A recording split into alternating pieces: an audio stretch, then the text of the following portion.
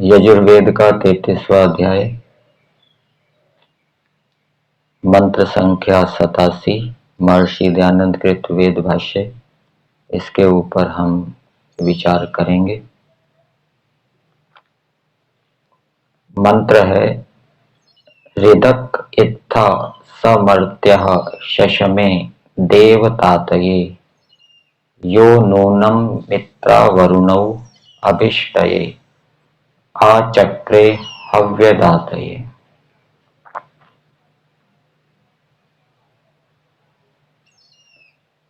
राजपुरुष और प्रजा पुरुष कैसे होने चाहिए, उनके अंदर क्या क्या विशेषताएं होनी चाहिए, उनको कैसे कैसे कार्य करने चाहिए, वो इस मंत्र के अंदर बताया गया है। दोनों के विषय में बताया है, राजपुरुषों के विषय में भी और प्रजाओं के विषय में। देश के अंदर राजा होता है और राजा प्रजा का पालन करने वाला होता है। इस मंत्र के भावार्थ में दिया है, जो शम दम आदि से युक्त राजपुरुष और प्रजाजन, दोनों को, राजपुरुषों को भी और प्रजा के जो लोग हैं उनको भी शम दम आदि गुणों से युक्त होना चाहिए। शम का मतलब है इंद्रियों को अपने नियंत्रण में रखना, उनको गलत कार्यों में प्रवृत्त ना करना, चाहे ज्ञानेन्द्रियां हो, भद्रम करने भी शृणुयाम देवा, चाहे कर्मेंद्रियां हो, कर्मेंद्रियों से अच्छे काम करें, बुरे काम ना करें। और दम का मतलब है मन में भी उत्तम विचार हो, श्रेष्ठ विचार हो, पाप के विचार मन के अंदर ना हो। मन के ऊपर भी नियंत्रण हो, इंद्रियों के ऊपर भी नियंत्रण हो, ऐसे राजपुरुष और प्रजा पुरुष होने चाहिए। और वो जो ऐसे होते हैं इष्ट सुख की सिद्धि के लिए प्रयत्न करें। फिर वो जो सुख चाहते हैं, जो जो लौकिक सुख चाहते हैं, जो जो उनकी लौकिक कामनाएं हैं, अथवा आध्यात्मिक कामनाएं भी हो सकती है किसी की, वो उन कामनाओं की पूर्ति के लिए फिर प्रयत्न करें। सबसे पहली आवश्यकता ये है कि मन इंद्रियों के ऊपर नियंत्रण होना चाहिए। मन इंद्रियों के ऊपर नियंत्रण यदि है, फिर वो किसी भी सिद्धि को प्राप्त करने का प्रयास करेंगे, चाहे लौकिक सिद्धि है चाहे आध्यात्मिक सिद्धि है, वो सिद्धि प्राप्त होगी। और मन इंद्रियों के ऊपर नियंत्रण नहीं है तो वो तो ऐसा घड़ा है जिसमें छेद है, कितना ही पानी भर लो वो पानी निकल जाएगा, कितना ही प्रयत्न कर लो वो प्रयत्न निष्फल रहेगा, सफल नहीं होगा। इसलिए राजपुरुष प्रजा पुरुष दोनों जितेंद्रिय हो, मन इंद्रियों के ऊपर नियंत्रण करें और करके समृद्धिवान बने। ये वेद का आदेश है, ईश्वर की आज्ञा है कि देश के अंदर सभी मनुष्य समृद्धिमान हो, कोई दरिद्र ना रहे, गरीब ना रहे, भूखा प्यासा ना हो, और अपनी कामनाओं की भी पूर्ति करें मनुष्य इस संसार के अंदर आकर। ईश्वर ने संसार सुख देने के लिए बनाया है। जीवात्मा में अनेक प्रकार की कामनाएं होती है सुखों की, तो वो यदि वेद के अनुकूल उन कामनाओं की पूर्ति के लिए प्रयास करेंगे तो उनकी कामनाएं अवश्य ही पूर्ण होगी। अब मंत्र के पदों को पदार्थ के माध्यम से देखते हैं। पदार्थ में दिया है, यह जो देवतातये विद्वानों व दिव्य गुणों के लिए, विद्वानों के लिए इसका अर्थ समझना चाहिए, विद्वानों के सत्कार के लिए। दिव्य गुणों के लिए मतलब दिव्य गुणों को धारण करने के लिए, दिव्य गुणों की प्राप्ति के लिए। विद्वानों का सत्कार करने का मतलब विद्वानों के अनुकूल चलना, उनके निर्देशों के अनुकूल चलना, ये विद्वानों का सत्कार है। तो जो देवतातय विद्वानों के सत्कार के लिए अथवा दिव्य गुणों को धारण करने के लिए, दिव्य गुणों की प्राप्ति के लिए ऋधक समृद्धिवान मर्त्यः मनुष्य अभिष्टय अभिष्ट सुख की प्राप्ति के अर्थ, मनुष्य समृद्धिवान हो, उसके पास भौतिक धन संपत्ति हो, लेकिन भौतिक धन संपत्ति होने पर भी उसकी सभी कामनाएं पूरी हो, ऐसा नहीं हो सकता। ठीक है ना। बहुत बड़े बड़े धनी व्यक्ति मिलेंगे लेकिन वो दुखी मिलेंगे, क्योंकि उनकी कामनाएं पूरी नहीं होती। एक कामना तो पूरी हो गई उनकी, धन संपत्ति प्राप्त हो गई, लेकिन केवल धन संपत्ति की ही कामना नहीं होती, और भी हजारों कामनाएं होती है। तो यदि वो समृद्धिवान धनी मनुष्य वेद के अनुकूल व्यवहार करेंगे, अपनी धन संपत्ति का उपयोग करेंगे, तो उनकी सभी कामनाएं पूरी होगी। इसलिए लिखा है ऋधक समृद्धिवान मर्त्य मनुष्य अभिष्टय अभिष्ट सुख की प्राप्ति के अर्थ तथा हव्यदातय ग्रहण करने योग्य पदार्थों की प्राप्ति के लिए। कौन से पदार्थ स्वीकार करने योग्य हैं, कौन से पदार्थ स्वीकार करने योग्य नहीं हैं, इसका भी ज्ञान होना चाहिए। फिर जो पदार्थ स्वीकार करने योग्य हैं, ग्रहण करने योग्य हैं, उनको ग्रहण करना चाहिए। तो कौन से पदार्थ स्वीकार करने योग्य हैं? ईश्वर एक पदार्थ है। क्यों? पदार्थ किसको कहते हैं? जो द्रव्य होता है उसको पदार्थ कहते हैं। द्रव्य किसको कहते हैं? क्रिया गुणवत् समवायी कारणम इति द्रव्य लक्षणम। जिसके अंदर क्रिया होती है और गुण होता है उसको द्रव्य कहते हैं, उसको पदार्थ कहते हैं। तो ईश्वर के अंदर क्रिया है, वो वाली क्रिया नहीं है हिलने डुलने वाली, लेकिन ईश्वर दूसरे प्रकृति आदि पदार्थों के अंदर गति उत्पन्न करता है, क्रिया को उत्पन्न करता है।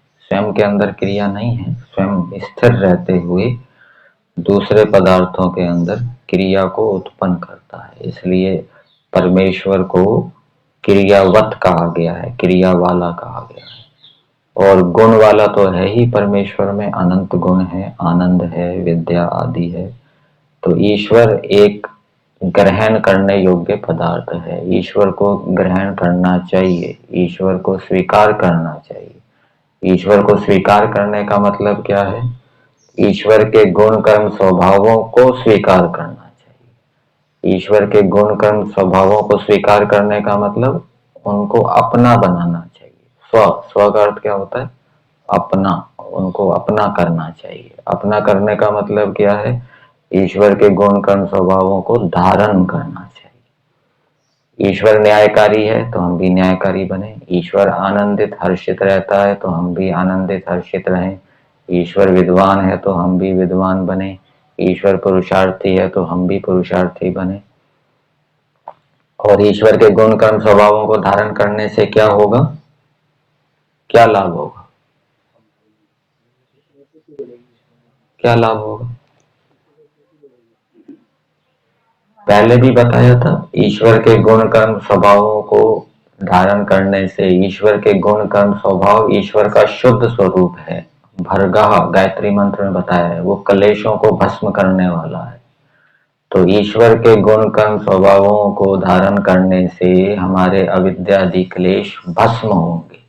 यह विद्या ही तो जन्म मरण का कारण है। और जब यह विद्यादि क्लेश भस्म हो जाएंगे, दग्ध बीजवत हो जाएंगे, तो फिर हम जन्म मरण के चक्कर से छूट जाएंगे, मुक्ति के अधिकारी हो जाएंगे। तो ईश्वर स्वीकार करने योग्य है।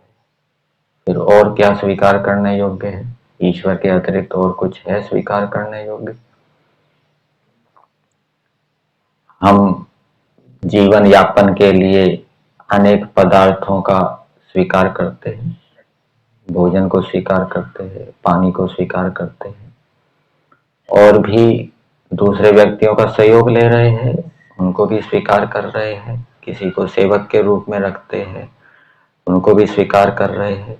तो किसको स्वीकार करना है, किसको स्वीकार नहीं करना, कौन से पदार्थ का सेवन करना है, कौन से पदार्थ का सेवन नहीं करना, वो भी बताया गया है। जो हमारे स्वास्थ्य के लिए हितकारी हो ऐसे पदार्थ को स्वीकार करना चाहिए, जो हमारे स्वास्थ्य के प्रकृति के अनुकूल नहीं है उसको स्वीकार नहीं करना चाहिए। तो ये जड़ पदार्थों के ऊपर भी लागू होगा। इसी प्रकार से कौन से व्यक्ति से सहयोग लेना है, किससे दान लेना है, किससे नहीं लेना, ये भी विचारणीय है। जो अच्छे व्यक्ति हैं, धार्मिक व्यक्ति हैं, उनसे हमें सहयोग लेना पड़ेगा। दुष्ट व्यक्तियों से सहयोग लेंगे तो वो हावी हो जाएंगे, फिर अपनी दुष्टता दिखाएंगे, अपने वश में करेंगे हमें। तो मनुष्यों को ग्रहण करने योग्य पदार्थ कौन से हैं, ग्रहण करने योग्य पदार्थ, अग्रहण करने योग्य पदार्थ कौन से हैं, उनको जानना चाहिए विद्वानों के संग से, और फिर उनको जानकर ग्रहण करने योग्य पदार्थों को प्राप्त करना चाहिए। तो यहाँ दिया हव्यदातये, ग्रहण करने योग्य पदार्थों की प्राप्ति के लिए मित्रा वरुणौ, प्राण और उदान के तुल्य राज प्रजाजनों का नूनम निश्चय आचक्रे सेवन करता है।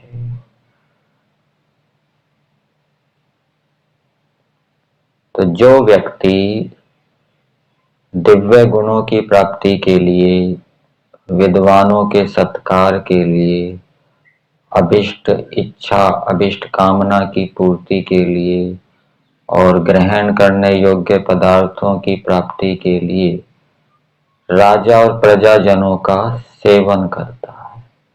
तो इससे क्या बात निकली? राजा और प्रजाजन भी कैसे हैं?